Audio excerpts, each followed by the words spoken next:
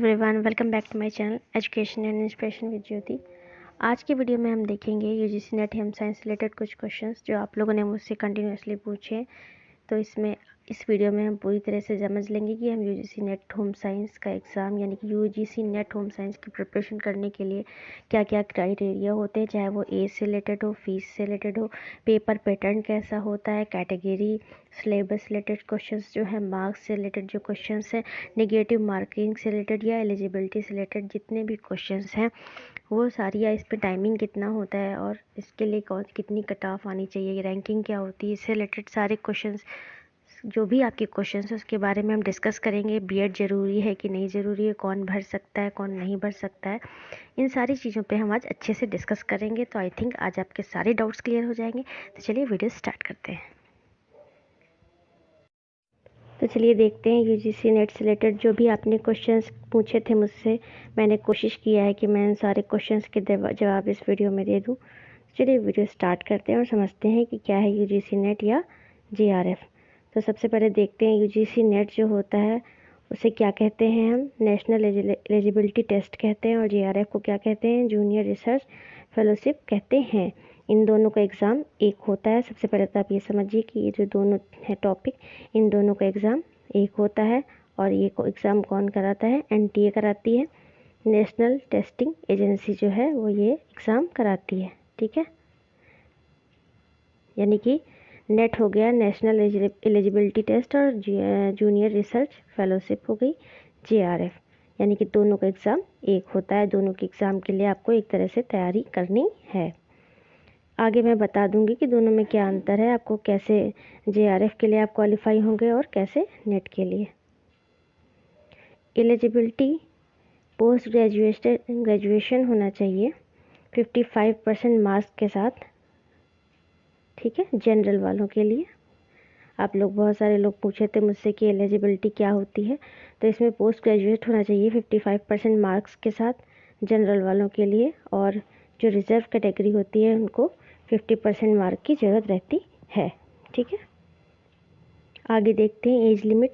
तो age limit क्या है, एज लिमिट जो जेआरएफ के लिए है वो है 30 ईयर फॉर जनरल कैटेगरी और 33 ईयर है ओबीसी कैटेगरी के लिए और 35 ईयर है एससी और एसटी के लिए। ठीक है, ये हो गई एज लिमिट। और असिस्टेंट प्रोफेसर के लिए कोई एज लिमिट नहीं दे रखी, यानी कि यूजीसी नेट के बाद जो आप लेक्चर के लिए अप्लाई करते हैं उसके लिए कोई एज लिमिट नहीं है। उसमें आप किसी भी एज में फॉर्म भर सकते हैं, पेपर दे सकते हैं और जॉब के लिए अप्लाई कर सकते हैं। फ़ीस क्या है, फ़ीस जो होती है इसकी वो 1000 होती है जनरल कैटेगरी के लिए, 500 रुपये होती है ओबीसी के लिए। ठीक है, और एससी एसटी के लिए होती है 250। ठीक है, आगे देखते हैं। अब देखिए एग्ज़ाम पैटर्न के बारे में। एग्ज़ाम पैटर्न कैसा होता है, इसका जो एग्ज़ाम पैटर्न होता है वो हिंदी और इंग्लिश दोनों लैंग्वेज में होता है। ठीक है, दोनों लैंग्वेज में पेपर दिया रखा होता है। आप जिस लैंग्वेज में कंफर्टेबल हो आप उस अकॉर्डिंग अपनी परीक्षा दे सकते हैं। जो परीक्षा का माध्यम होता है वो ऑनलाइन होता है, यानी कि कंप्यूटर बेस्ड टेस्ट होगा आपका। इसमें 2 पेपर होते हैं, पेपर फर्स्ट और पेपर सेकेंड। इसमें पेपर 1 में और पेपर 2 में दोनों में ऑब्जेक्टिव टाइप यानी कि एमसीक्यूज आते हैं क्वेश्चंस। ठीक है, और इसमें कोई भी माइनस मार्किंग नहीं होती है, तो इसलिए आपको आराम है।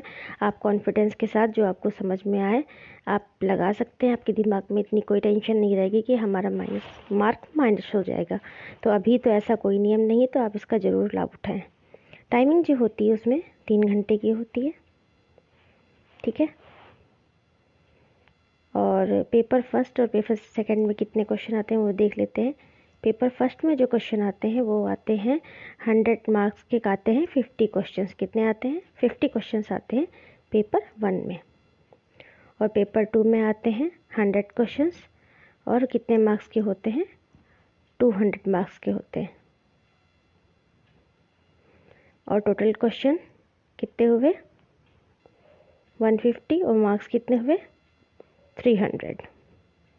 ठीक है, आपकी सारी कन्फ्यूजन आई थिंक क्लियर हो रही होगी। मैं एक एक करके हर एक चीज़ टॉपिक वाइज बताती जा रही हूँ।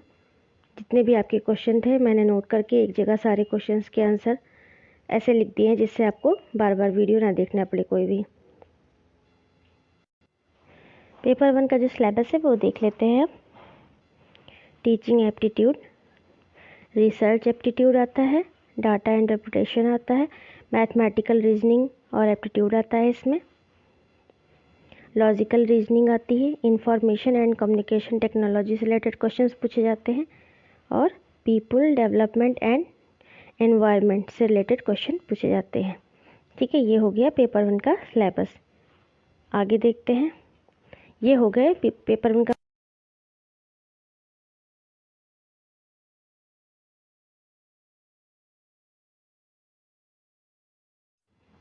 और जो क्वालिफाइंग मार्क्स रहते हैं वो जो है ना जनरल वालों के लिए 40% होते हैं और SC ST और OBC PWD के लिए 35% रहते हैं। ठीक है, और अब समझ लेते हैं नेट और GRF में क्या अंतर होता है। तो जो टॉप रैंकिंग जिनकी होती है वो GRF के लिए, जिनकी जो कट ऑफ आती है उसमें जो टॉप रैंकिंग स्टूडेंट होते हैं वो GRF के लिए सेलेक्ट किए जाते हैं और उसके बाद के रैंकिंग के जो बच्चे बचते हैं तो वो कट ऑफ में जो से नीचे आते हैं वो UGC नेट, जैसे कि टोटल कट ऑफ गई 56 और 57 और गई 65 और 67।